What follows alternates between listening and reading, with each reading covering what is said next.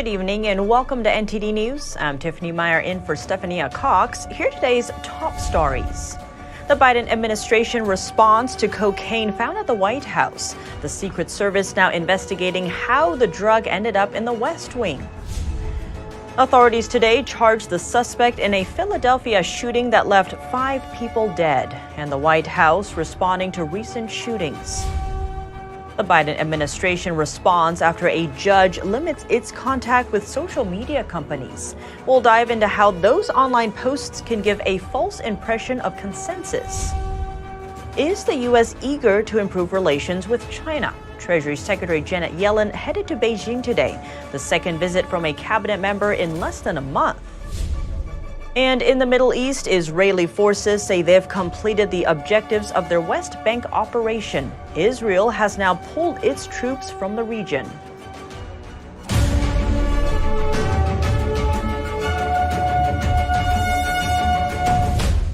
The Secret Service is investigating the cocaine found in the White House, and they're checking visitor logs and cameras. Here's Press Secretary Karine Jean-Pierre responding to a question about the drug today. The president and the first lady and their family were not here this weekend, as you all reported on this, and as you also know that they left on Friday and returned just yesterday. Where this was discovered is a heavily traveled area where many White House, West Wing, I should be even more specific, West Wing visitors come through this particular area. I just don't have anything more to share. It is under investigation by the Secret Service. Secret Service agents were doing routine rounds when they found suspicious white powder in a common area in the West Wing Sunday evening. The White House was temporarily evacuated, and the powder was sent for further testing. The Secret Service confirmed that the test showed the substance was cocaine. President Biden and his family had left for Camp David on Friday and returned to the White House on Tuesday. The substance was found in a cubby hole in a West Wing entry area where visitors place electronics and other belongings before taking tours. Jean-Pierre said Biden has been briefed on the issue, and they are confident the Secret Service will get to the bottom of it. Over a dozen people are dead after multiple shootings across the country leading up to the 4th of July. The suspect in the most deadly one was charged with murder this afternoon. The White House on Wednesday afternoon addressing shootings that took place this week. The president wants Republican lawmakers to come to the table and ban assault weapons and high-capacity magazines, to require safe storage of guns, to end gun manufacturers, immunity from liability, and to enact universal background checks. Lives are at stake here, folks. The U.S. saw multiple shootings this week, leaving more than a dozen dead and almost 60 wounded. The deadliest of those shootings took place in Philadelphia on Monday night. The suspect, 40-year-old Kimbrady Carricker, allegedly killed 5 men and injured 2 children, one of them only 2 years of age. He was charged with 5 counts of murder, attempted murder, and more on Wednesday afternoon. Here you see pictures of the suspect reportedly shared on Facebook. Reports allege he's a Black Lives Matter supporter who used to wear female clothes at times. Philadelphia's district attorney on Wednesday told CNN it's unclear how the suspect obtained his weapons. Take a look.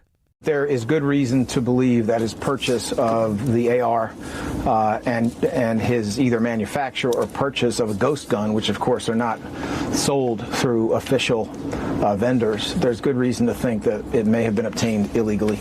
In a different incident in Louisiana, at least 3 people were killed and 10 others wounded late Tuesday night. No arrests have been made. In Washington, D.C. on Wednesday morning, a dark SUV drove by a crowd of people, opening fire.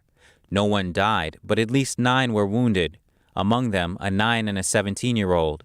No arrests have been made, but police say the shooting was targeted. Luis Valdez, a member of Gun Owners of America, previously told NTD that guns aren't the problem with shootings. The problem is very simple. We have a mental health crisis where people with debilitating issues that should be seeking treatment have been swept under the rug. And worse, we have a revolving door criminal justice system in which hardened criminals who should be behind bars are given slaps on the wrist and let loose in society. He says that prosecutors in some cities aren't necessarily putting people behind bars in many cases. In an update to that federal censorship case, on Tuesday, a federal judge limited the Biden administration's communications with social media companies. NTD's Iris Tao now has the White House's response. The Biden administration is now restricted from calling, emailing, or meeting with social media companies. That's according to a latest order by a Trump-appointed judge named Terry Doughty, who on Tuesday granted a preliminary injunction blocking federal agencies, including the FBI, the CDC, and the Justice Department, from asking social media companies to delete or suppress content, quote, containing protected free speech. And today, the White House responded by saying that it's against the ruling. We certainly disagree with this decision. We are going to continue to promote responsible actions to protect public health, safety, and security when confronted by challenges like a deadly pandemic and foreign attacks on our elections. The ruling comes after the Republican Attorney Generals of Louisiana and Missouri sued the Biden administration last year, alleging that it has colluded with social media platforms to suppress information and posts about COVID-19 policies and election integrity. But while the Biden administration insisted that such communication is needed to help the platforms tackle misinformation, the judge ruled in his ruling, quote, evidence produced thus far depicts an almost dystopian scenario, adding that the government seems to have acted like an Orwellian ministry of truth during the COVID-19 pandemic. This could be arguably one of the most important First Amendment cases in modern history. One of the plaintiffs, the Attorney General of Louisiana, told the Epoch Times this week that the latest ruling here could start curtailing government activities on free speech. Things that we uncovered in this case should be both shocking, appalling, and concerning for all Americans. Meanwhile, the latest order here still permits the Biden administration to talk to and communicate with social media companies about national security threats and criminal activities. And it's important to note that the preliminary injunction is not a final ruling, and the Biden administration's Justice Department is expected to appeal it. Reporting from the White House, Iris Tao, NTD News. To learn more about this ruling and impact of the censorship, we sat down with Dr. Scott Atlas, a senior fellow at Stanford's Hoover Institution and an Epoch Times contributor. Dr. Scott Atlas, thank you so much for joining us. Great to have you back on the show. Yeah, happy to be here. To begin, what is your reaction to this injunction?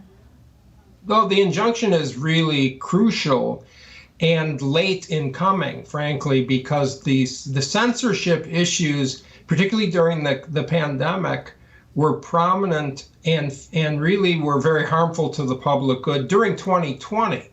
The reason the injunction was issued was because there's overt evidence of the government colluding with the media companies, and that seems to me to be an overt violation of the law. We have to remember that this kind of censorship of information that was very harmful to the public good was done during 2020 by the tech companies alone during the most important decisions about lockdowns, deciding what truth was instead of fulfilling the role of the media in a free society, which is to inform the public and let the public, come to their own conclusions.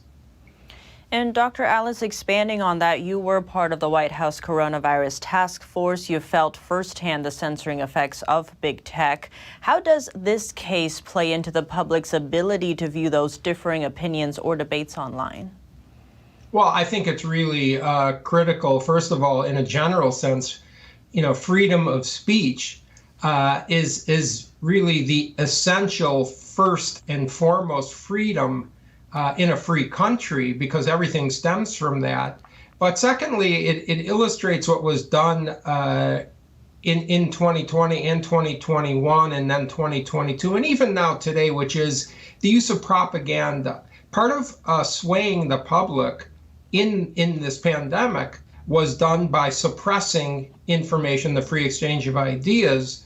And it was also used to vilify opposing views, to demonize opposing views, and to give the censorship gave the false impression of a consensus somehow that existed, which was really, frankly, wrong. There was neither a consensus In fact, the people that were pushing the consensus about things like vaccines stopping the spread of infection, and it was a, quote, pandemic of the unvaccinated, and all the other things, including that masks worked and people were dangerous if they disagreed with these things, that is propaganda reminiscent of some of the most heinous regimes in modern history, including current countries that we really oppose tremendously in terms of the restriction of freedoms, like communist China and even places like North Korea. The government really broke all standards by colluding with tech to suppress speech, instead of giving the public more information like a free society demands and letting the public be persuaded by the data. And Dr. Atlas, we are heading into election season, and these are becoming very crucial topics. And it seems we're seeing a rise in terms of misinformation labels and AI-generated content. Where do we go here in terms of free speech? Well, the solution to misinformation is more information. The solution to so-called dangerous information is to really let the public have all the information, all the facts. Once you have a government or the media picking and choosing what they think are facts, first of all, they were wrong in the pandemic about so many things that they said were correct. But secondly, once it's obvious, and it is very obvious, that freedom of information was suppressed, you lose trust in those institutions. The CDC has undermined itself, particularly with the help of people that were leading the guidance on public health with COVID, like Drs. Fauci, Birx, et cetera, in collusion with many people even after they left the Trump administration. Under the Biden administration, we now have a loss of trust, and I think that's worse. They created the problem. We need to restore all of the essential freedoms this country was founded on, and it was founded, by the way, on limiting the power of the government specifically. And in this injunction recognizes the overreach of government to the point of being really illegally restricting civil liberties, particularly freedom of speech. Dr. Scott Atlas, thank you so much for your time. Thank you for having me. It appears the Biden administration is eager to patch up relations with China, today sending the second cabinet member in less than a month's time to meet with Chinese Communist Party officials. NTD's Melina Weiskup has the story. U.S. Treasury Secretary Janet Yellen is visiting China for the next few days. Yellen is trying to work out economic relations between the two largest economies in the world. This trip comes amid new tensions between Beijing and Washington over export controls. National Foreign Trade Council President Jake Colvin described the trip as one that's expected to help define a quote-unquote new normal. Yellen's trip is part of the Biden administration's plan to deepen communications with China, but some doubt its effectiveness. Here's what Congressman Mike Gallagher, who is the chairman of the Select China Committee in the House, told me just ahead of Secretary of State Antony Blinken's trip to China just a few weeks ago. The attempts by the administration to revive engagement after it's failed for 20 years, I just don't know what that achieves, other than to force us to slow walk certain defensive actions, i.e. sanctions on key CCP officials related to the ongoing genocide. We have to figure out a way to reclaim our economic independence, to stop funding our own destruction, and to take the golden blindfolds off when it comes to the risks of doing business with Beijing, which we've seen again for 20 years. But Yellen is expected to tell her Chinese counterparts that the U.S. does not intend to decouple the two economies. But this is tricky because the U.S. still intends to protect human rights and protect national security. And although Yellen is mainly meant to focus on economic relations, she's expected to also warn CCP officials of the consequences they face if they do provide lethal aid to Russia. Reporting from Washington, D.C., Melina Weiskup, NTD News. Now turning our attention to former President Trump's classified documents case, a federal judge in Florida has ordered more search warrant information to be unsealed. Magistrate Judge Bruce Reinhart today ordered portions of the search warrant affidavit that led to the FBI raid on Mar-A-Lago to be made public. Media organizations had asked the judge to unseal the entire affidavit, but the judge denied this request. He said the Justice Department wants parts to remain sealed to, quote, comply with grand jury secrecy rules and to protect investigative sources and methods. It is unclear when and how the unsealed parts of the affidavit will be made public. Trump was charged with 37 counts in the Mar-A-Lago documents case. He has pleaded not guilty to all of them. In a major development in the Middle East, the Israeli military says it's completed its intense military operation in the West Bank, and the Israeli military has now withdrawn all troops. NTD's Jason Perry brings us the latest. On Wednesday, the Israeli Defense Forces, or IDF, officially ended their military operation in the Jenin refugee camp in the West Bank. The IDF said they had achieved their objectives in neutralizing terrorist infrastructure, which included weapons caches and terrorist hideouts. The two-day Israeli mission in Jenin began with intense drone strikes, followed by over 1,000 troops sweeping through specific locations. 12 Palestinians and 1 Israeli soldier were killed during the operation. On Tuesday, a Hamas terrorist drove a car into a crowd of people in Tel Aviv, Israel, and stabbed multiple people. The terrorist injured 8 people and was ultimately killed by an armed bystander. The following day, Hamas terrorists in the Gaza Strip fired rockets towards Israel, but the Israeli defense systems intercepted them. In response, the IDF carried out airstrikes on multiple Hamas targets in the Gaza Strip. Israel's defense minister said this. We reach out to everyone for peace and a life of partnership. On the other hand, those who try to harm the children and citizens of Israel will meet the iron wall and the strength of the IDF. I spoke with geopolitical strategist Alp Sevim Lesoy to get his take on it. Can you maybe explain a little bit about this refugee camp and why Israel may have thought there were terrorists in this camp? Well, I think there were certainly terrorists in this camp. I mean, the camp itself had become a munitions depot for everything from Hamas to proxy organizations propped up by Iran. So all that was occurring was the IDF was ensuring the national security of Israel, just as it's the right of any country to do so. And I also asked him about the Palestinian Authority leaders who were just confronted by thousands of Palestinians who told the leaders to get out. Well, Jason, the Palestinian leadership has not exhibited any leadership. They have no control over the region. They have no control over northern Samaria, nor in terms of Jenin.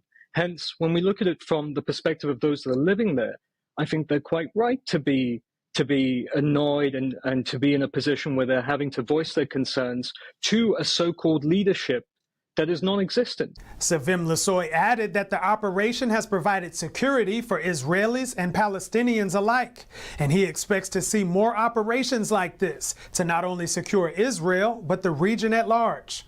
Jason Perry, NTD News. The U.S. Navy says it used warships to successfully stop Iranian vessels from seizing 2 oil tankers near the Strait of Hormuz. The strait separates Iran from the Arabian Peninsula. The Navy also said the Iranian vessels fired shots at one of the oil tankers while trying to seize it. No damage or casualties were confirmed. The U.S. Navy added that the tankers were lawfully transiting international waters. One of the tankers was managed by oil giant Chevron and carried the Bahamas flag. The company said all crew members on board are safe. The other tanker carried the Marshall Islands flag. The Iranian regime has not yet commented on the allegations.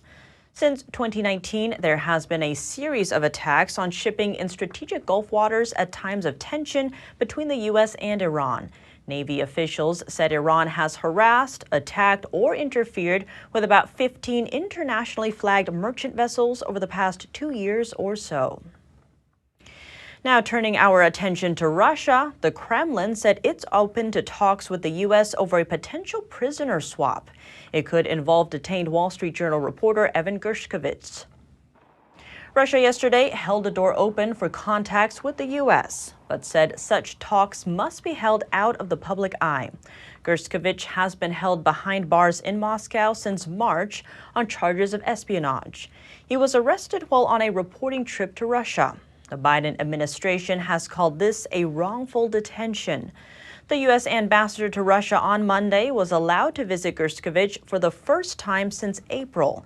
The Russian man that could be involved in the prisoner swap is Vladimir Dunayev. He's currently being held in Ohio on cybercrime charges. He was arrested and extradited from South Korea in 2021. The White House press secretary was asked about the potential prisoner swap today and said that the White House has no news to share. Coming up, the Japanese government plans to release nuclear wastewater into the Pacific. How different countries are responding. And a Twitter competitor app is being released tomorrow. Does Musk's newly acquired platform stand a chance? More in just a moment here on NTD.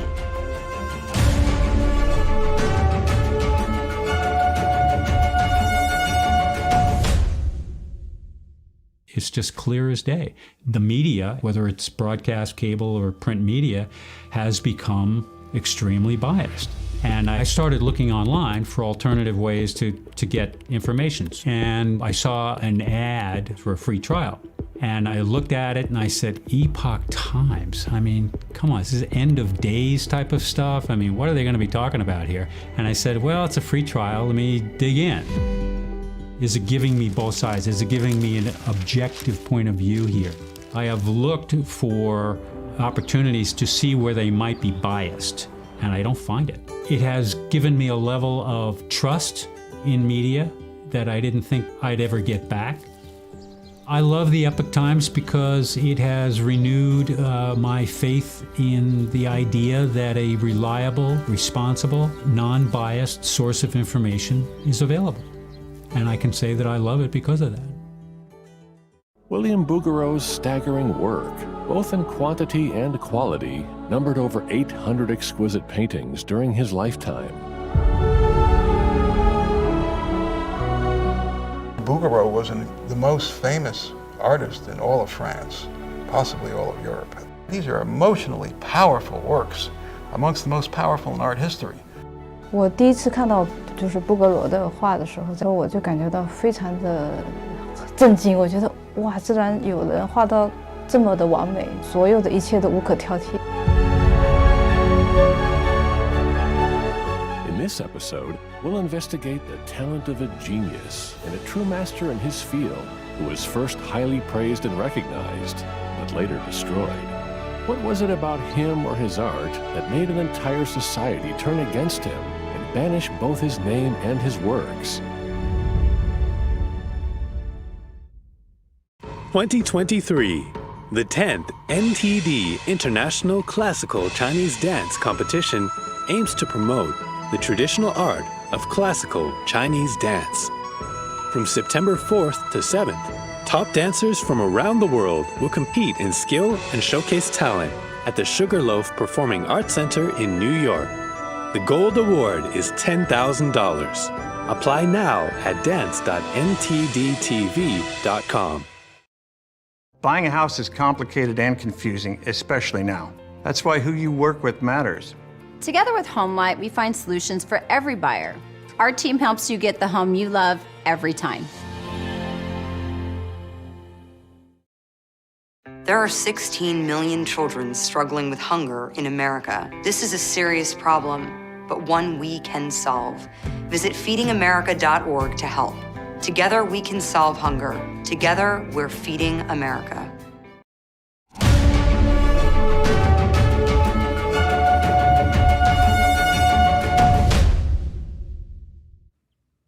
Welcome back. In Japan, the UN's nuclear watchdog has cleared the way for the Japanese government's plan to release radioactive wastewater into the Pacific Ocean. But some nearby nations are not too happy about it. NTD's Arlene Richards reports. In March 2011, the Tohoku tsunami and earthquake caused an accident at the Fukushima Daiichi nuclear power station in Japan. Over the years, the Japanese government has pumped large amounts of water into the reactors in order to cool them, resulting in an accumulation of 1.33 million cubic meters of radioactive wastewater on the site. In 2021, the government announced its plans to release the water gradually into the Pacific Ocean. And now the International Atomic Energy Agency, the United Nations nuclear watchdog, cleared the way on Tuesday. In a report, the IAEA concluded that the government's filtration system, which uses chemicals to remove radionuclides from the contaminated water, was within international safety standards. Chief of the IAEA, Rafael Grossi, surveyed the site Wednesday and vouched for the safety of the plan. We say that there would be, if any, the effects would be negligible. Negligible is practically irrelevant. The levels are so far below the approved standards, internationally speaking, there wouldn't be any such effect. But some neighboring nations are not convinced, including the Chinese regime. Their report cannot greenlight Japan's ocean discharge decision and cannot prove that the decision is the only, safest, or most reliable option. We urge Japan to be responsible to humanity and future generations and stop the ocean discharge plan. South Korean officials are making their own assessment of Japan's wastewater discharge plan. At a news conference earlier today, a vice ministerial official said this. Basically, the government's fundamental position has been to respect decisions made by the International Atomic Energy Agency, as it's an internationally recognized organization. That remains our position this time as well. Local fishing organizations in Japan also oppose the plan because they fear it will damage their reputation even if their catch isn't contaminated. Some Pacific Island nations also have safety concerns. The IAEA chief is scheduled to visit South Korea and the Pacific Islands.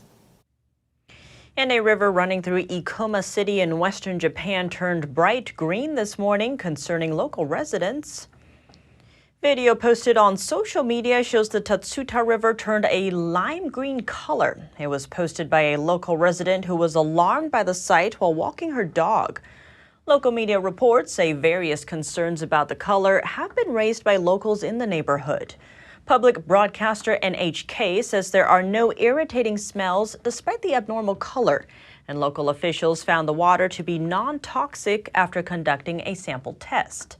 The Ikoma City Hall said the cause of the colored water is still being investigated and asked farmers not to use it for agricultural purposes until the water's safety can be confirmed. And back to the U.S., the California Reparations Task Force has proposed over 100 recommendations. All are aimed at benefiting Black Americans who are descended from slaves. Let's take a look at some of the more prominent proposals. After 2 years, the California Reparations Task Force proposed 100 recommendations in a document over 1,000 pages.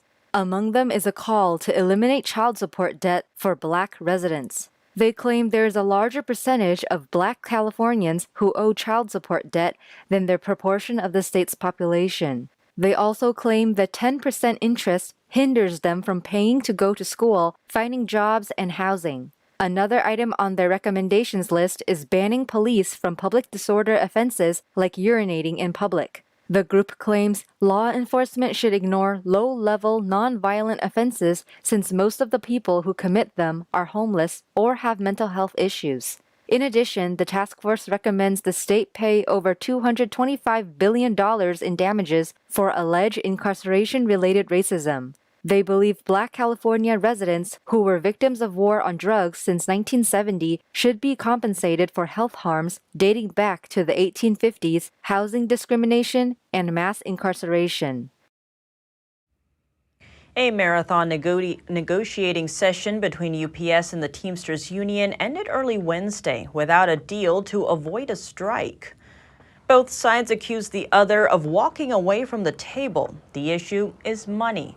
The union hasn't publicly disclosed how big of a pay increase it wants for drivers, but it points to record UPS profits over the past 5 years and executives earning multi-million-dollar salaries as reasons the drivers should be better compensated.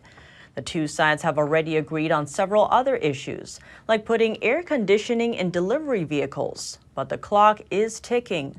The current contract expires at the end of the month, which means 340,000 UPS workers could go on strike August 1st. Facebook parent Meta plans to release a new Twitter rival app tomorrow called Threads. It will allow users to retain followers from photo sharing platform Instagram.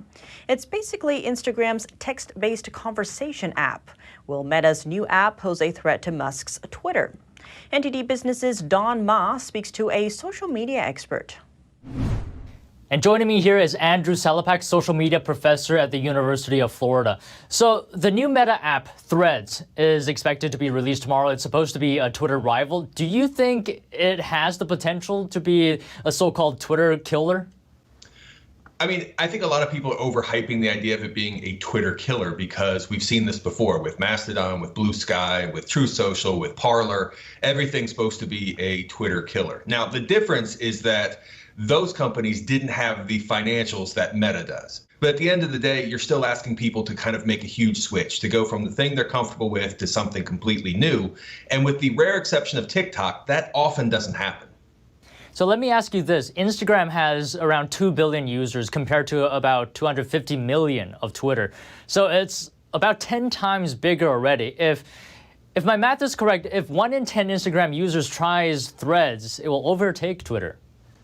Well, I'm sure a lot of people will use Threads. Now, it depends on what they use it for, how often they're using it. You know, a lot of people are on Instagram not because they're trying to necessarily engage in news, conversations, discussions about important topics. That's what Twitter is for. Twitter is this platform that's very much a one-to-many. You know, you put out a tweet, it's to the world. Instagram, most people are only putting out messages to people they know. They're putting it out to a select group. They know it's not going to go viral. It's going to get a lot of users, but, you know, at the same time, Google Plus did too, and no one uses that anymore for obvious reasons. And I think this fits into the conversation as well. What do you think of Twitter's new post-viewing limit? I don't like it, obviously. You know, I do post to Twitter. I'm active on Twitter, but a lot of what I use Twitter for myself is to just kind of see what's going on in the world. And when you limit how many tweets a person can see in a day, it takes away kind of the big value of the platform for a lot of people. I understand that it's being used for data scraping, and that's the argument being made by Musk and Twitter right now. And there is some logic to that. But I think there's a bit of kind of cutting off your nose to spite your face, because this is now being used as a way to attack Twitter and draw people over to this new platform at the exact time when you don't want that to happen. And the other question I have is, does it have to be a zero-sum game, right? In order for Threads to succeed, does Twitter have to lose? A little bit. And I say that because, you know, if you look at what Facebook and again Meta has tried to do over the years, is they haven't really been innovative in over a decade. When they put out the news feed, that was basically one of the last times they've been innovative. Otherwise, they've either been buying other companies or recreating other companies. And sometimes they're very successful. When they added stories, it kind of has killed off Snapchat. But in adding Reels, they really didn't do anything to TikTok. So, you know, if we just look at past history, could this be the Snapchat killer, or will it be kind of a failure compared to TikTok? I think it will probably fall somewhere in between. People will use it. I think people will try it for a couple days and then kind of go back to the old familiar. We may see kind of a red Twitter and a blue Threads, where we're kind of dividing up by political allegiance, political alliance. And that's dangerous because now we're, even platform-wise, putting ourselves into kind of echo chambers and filter bubbles. Do you think that's the main attraction of Threads, its political orientation? I mean, in your opinion, why would people use Threads over Twitter? I honestly think that could be where Threads is going to be able to potentially succeed, is to pull those people who say, well, Elon Musk and Twitter is now this right-wing platform. And that's really where the sort of the danger comes of these platforms separating us politically rather than us being able to engage with others who may have a differing opinion. All right. Thank you so much today, Andrew. Pleasure speaking to you. Thank you. In an online discussion, Twitter owner Elon Musk stated his support for limiting the right to vote to people who have kids, saying others don't have as much of a stake in the future. The Twitter discussion was about the spread of Islam in France and was blaming it on the white female vote. Musk has 9 living children. He has previously said he is doing his part to fight underpopulation. He gave a warning in April about the low birth rate in responding to a Twitter post about an estimate that Social Security will run out of funds earlier than expected. He has previously stated that population collapse is a bigger threat to civilization than global warming. Singer-songwriter Taylor Swift seems close to hitting a world record. Her Eras tour is nearing a whopping $1 billion in ticket sales. Meanwhile, many of Swift's contemporaries aren't even in the top 10. So why is Taylor Swift so much more successful than her competition? NTD's Faye Quarter asks some experts. Taylor Swift's Eras tour may be close to hitting a world record. With 106 tour dates in total, it's estimated it could make well over $1 billion. This would make it the most financially successful tour of all time. In comparison, many of her contemporaries are grossing in the low hundreds of millions and tens of millions. The difference is that Taylor has such a genuine personality and connection with her fans. It doesn't feel like, oh, you should be so lucky to get this peek into my life. It feels like she genuinely wants to authentically have that deep connection. PR and marketing expert Akila Mendez-Valdez says Swift gives her fans a very in-depth look at her life, which people really appreciate. This makes her feel like a friend. She says Swift is also relatively family-friendly, unlike many of her contemporaries. Mendez-Valdez brought her daughters to a Swift performance in Dallas, and she says she was perfectly comfortable with her daughters there. She's curated this image and narrative of herself that transcends the music in itself. Name an act where you've been able to grow alongside them, from her first album to the most recent album. Fans connect with her that way. Mike Pioroda has worked with many Billboard charting artists by connecting them with concert promoters. He says people have grown to love the narrative she's created through her songs and other mediums, all starting from her first album in 2006 called Taylor Swift. And another factor, the clues. She'll hide clues in her clothes and clues in lyrics and things like that. That is genius marketing. Hiding clues gives us a reason to stay tuned. We are always looking for things in her music, and that keeps us there. Marketing expert Amanda Huddy says Swift has been doing this from very early on in her career. She believes this has contributed significantly to Swift's success. There are things like the colors on her nails that represent the different eras.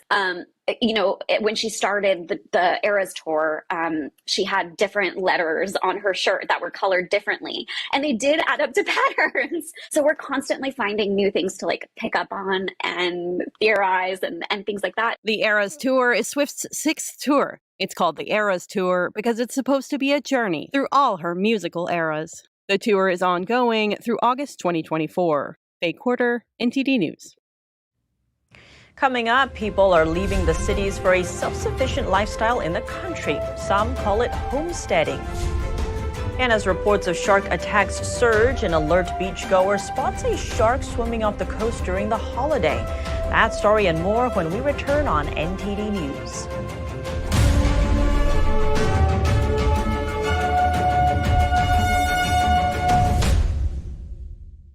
Conflict, inflation, and climate have ignited the worst famine in our lifetime.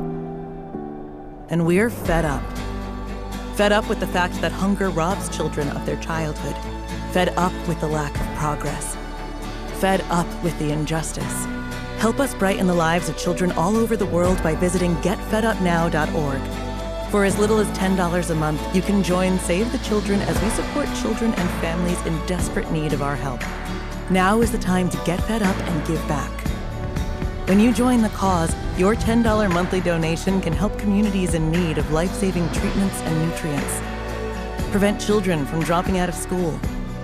Support our work with communities and governments to help children go from short-term surviving to long-term thriving.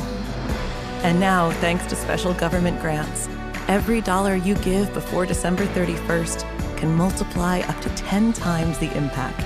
That means more food, water, medicine, and help for kids around the world. You'll also receive a free tote bag to share your support for children in need. Childhood without food is unimaginable. Get fed up. Call us now or visit getfedupnow.org today. Looking for a healthy and smooth-tasting brew? Drop by Days Coffee Roasters today and explore our wide selection of specialty-grade, small-batch roasted coffee. Home to North America's first enzyme-fermented coffee, we source a wide selection of specialty-grade coffee beans from around the world, and our baristas are ready to craft your customized brew. Visit Days Coffee at 28 North Street, Middletown, New York. Come experience a brew like no other. You're not going to get it all right. Just make sure you nail the big stuff. Mama! Like making sure your kids are in the right seat for their age and size. Get it right at nhtsa.gov/the-right-seat.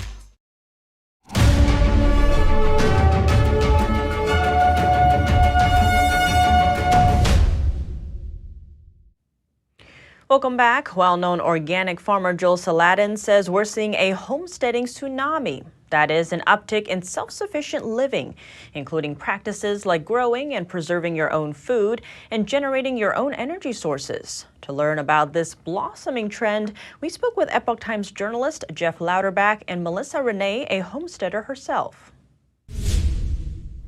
Melissa Renee and Jeff Louderback, thank you so much for joining us.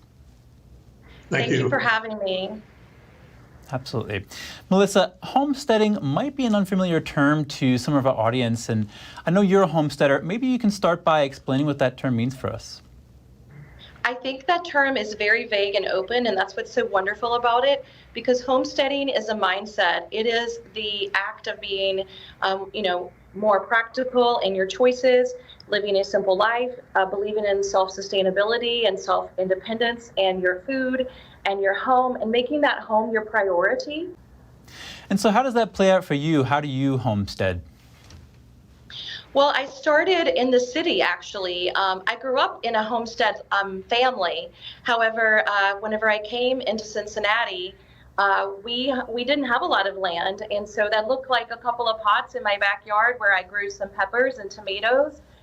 We visited local farmers markets, and I bought in bulk, and we preserved to be able to have those foods that could carry us through the winter and for any type of an emergency. Now I am living in Southeast Amish country in Ohio, and it's a whole different lifestyle for me now. So, it's a process, but it's a trial and error process. I'm growing my homestead every day from the ground up.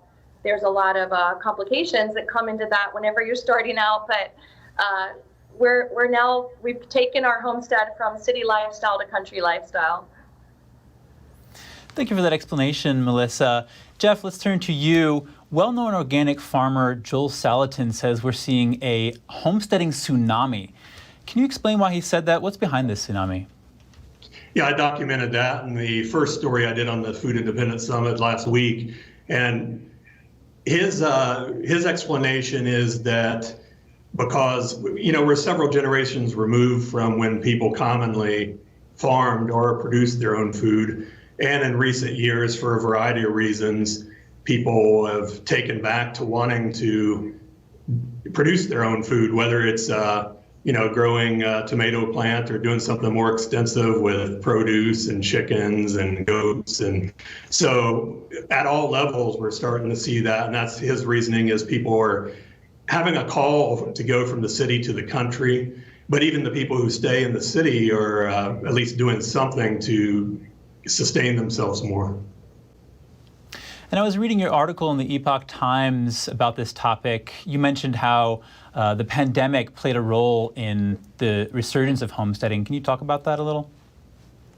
Well, that's one aspect. I think, during with the onset of COVID, we started seeing shelves that are bare, supply chain issues. People could no longer go to the store like they used to, or they saw that it could be easily disrupted. And it's not really limited to the COVID pandemic. It's just in general, people are starting to see that it's best to be able to produce their own food for when there's supply shortages, but also in the long run, you save money when you buy food, learn how to can and preserve. So, yeah, the homesteading tsunami is at all levels.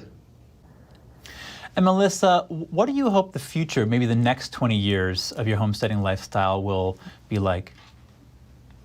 Well, every day I learn something new. I live right next to an Amish community in Southeast Ohio, and they are such a great community to live next to because they are so self-sustainable themselves, and they support me even whenever I don't know exactly what I'm doing. So every year we're learning new things, and that's the goal, over the next 5 years to add something new each year to the homestead. This year it was complicated because I live on homestead land that had not been turned over for 100 years. So I came in with the expectation that I would be able to turn this land and grow a garden in my back pasture, and the land is not fertile. It's going to take cover crop, a lot of soil amendments just to get to the point that I can put seed to ground. So we're doing raised beds, we're doing a lot of aeroponic gardening, and just trying to think outside of the box of what we can do this year that also benefits the homestead, and then keeping in mind how we're going to grow that and what that looks like, that vision looks like for next year. Eventually we're going to have chickens and meat birds, and the goal for my family we're super excited about is a family dairy cow on our back pasture. It sounds like a bright future. Well, Melissa Renee and Jeff Louderback, thank you so much for your time today. Thank you. Thank you. This 4th of July, swimmers at Navarre Beach in Florida's Panhandle were in for a surprise. An alert beachgoer spotted a shark swimming off the coast. Phone video shows the telltale fin and outline of the shark, as some swimmers took notice and headed for the safety of the beach, while others remained in the surf. The shark appeared again briefly on the video and then appeared to move on. A rash of shark attacks have been reported this summer, but nothing more than average. According to the website Tracking Sharks, through early June, at least 16 such attacks were reported in the U.S., 9 of them in Florida. None were fatal. July 4th is a great time for barbecue with friends, but July 5th is the day for luau. It's National Hawaii Day. Today is the time to celebrate our 50th state. NationalDayCalendar.com honors each state in the order in which they entered the Union. Hawaii is America's 50th state and officially achieved statehood on August 21st, 1959. The Aloha State is honored every year on July 5th. Hawaii was a key location for U.S. military and strategic interests well before becoming a state. The Japanese attack at Pearl Harbor was the event that pulled America into World War II. Coming up, it's day 3 at Wimbledon with men's favorite Novak Djokovic in action. We'll have his results and a look at a very capable possible future opponent. And Southern California's Ronald Reagan Library is honoring the first female astronaut with a new statue. The space traveler is described as inspirational and someone who always reached for the stars. These stories and more when we come back.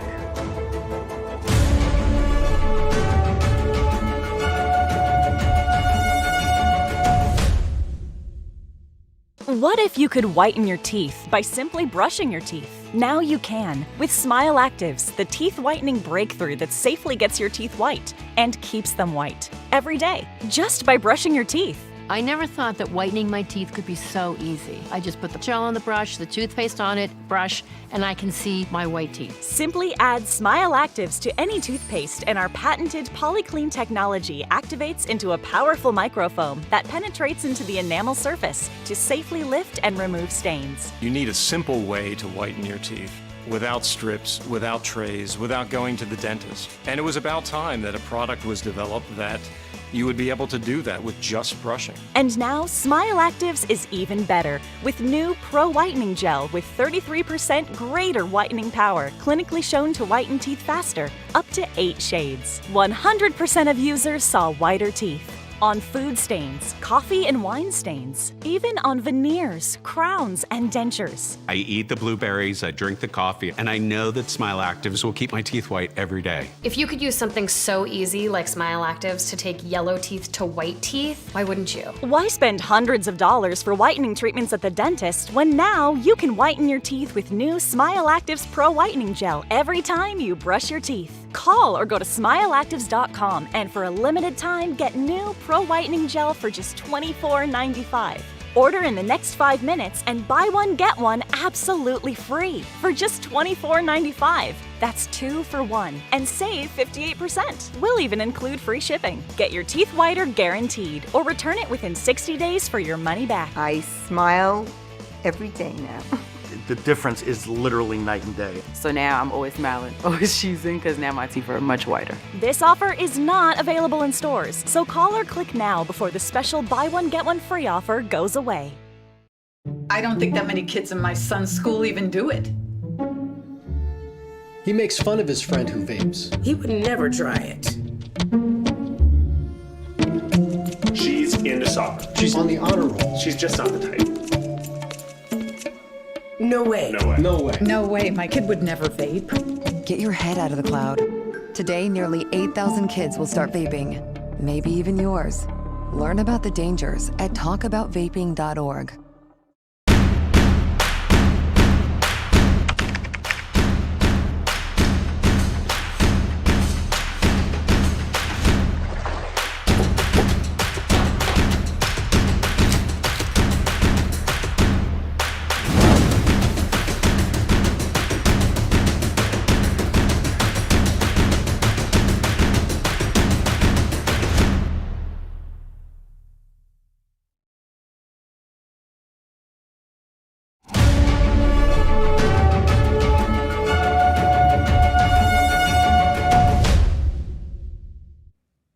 Welcome back, and now for your sports news, here's NTD's Dave Martin with an update on Day 3 at Wimbledon.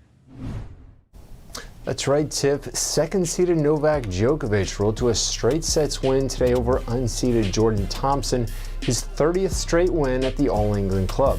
The win advances Djokovic to the third round, where he could possibly play three-time Grand Slam champion Stan Wawrinka. The two have a bit of a history, as Wawrinka topped Djokovic in the finals of the U.S. Open in 2016, as well as the French Open finals the year before. Elsewhere at the All England club, fifth-seeded Stefanos Tsitsipas topped Dominic Thiem in a five-set thriller 3-6, 7-6, 6-2, 6-7, 7-6 in a first-round match that lasted nearly 4 hours. And on the women's side, top-seeded and number 1 ranked Iga Swiatek rolled to a straight sets win to advance to the third round. Meanwhile, 25th ranked American Madison Keys won her first-round matchup today in a straight sets victory. And in baseball news, LA Angels star Mike Trout is out for an undisclosed amount of time with a wrist injury suffered Monday night. But just hours after he was placed on the injured list, teammate Shohei Ohtani exited Tuesday's game with a blister on his pitching hand. The two-way star Ohtani pitched 5 innings, but was promptly removed after giving up back-to-back home runs in the 6th in an 8-5 loss to San Diego. Ohtani, who was selected for next week's All-Star game as both a pitcher and a hitter, said he'll likely not pitch in the exhibition because of the blister. Trout, meanwhile, will miss the game. No word yet on who his replacement will be.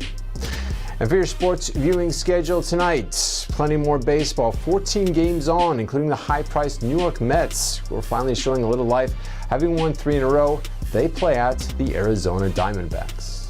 And that's it for your sports news today. Tiff, back to you. And the Ronald Reagan Library is known for honoring a variety of American heroes, and they've done it again by paying tribute to a space traveler.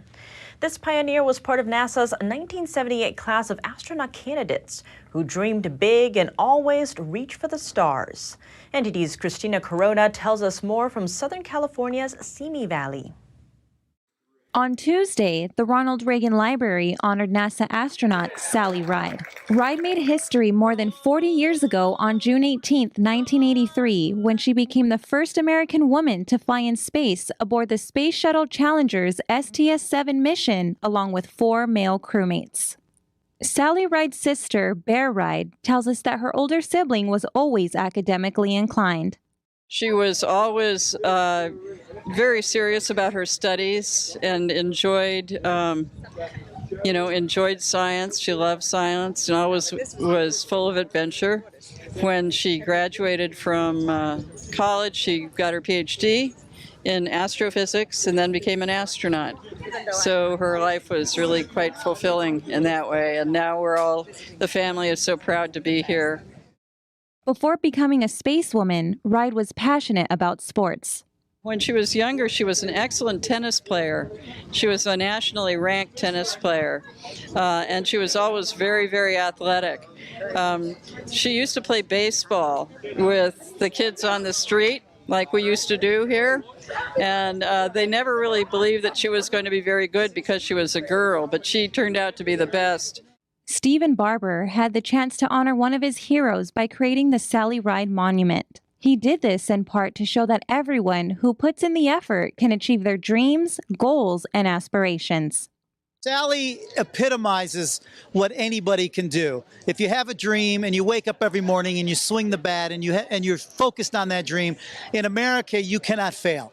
And she is the living spirit of that kind of dream. So now young women for the first time are going to see a monument that looks like them, of a woman reaching to the stars, because only 1% of the monuments in America represent female achievement, and we need to change that. Former NASA Administrator Charles Bolden said, quote, "Sally Ride broke barriers with grace and professionalism and literally changed the face of America's space program." Christina Corona, NTD News, Simi Valley. If you have any news, tips, or feedback for the show, you can email us at eveningnews@ntd.com. That's all for today's news. Thanks for tuning in. I'm Tiffany Meyer. Good night.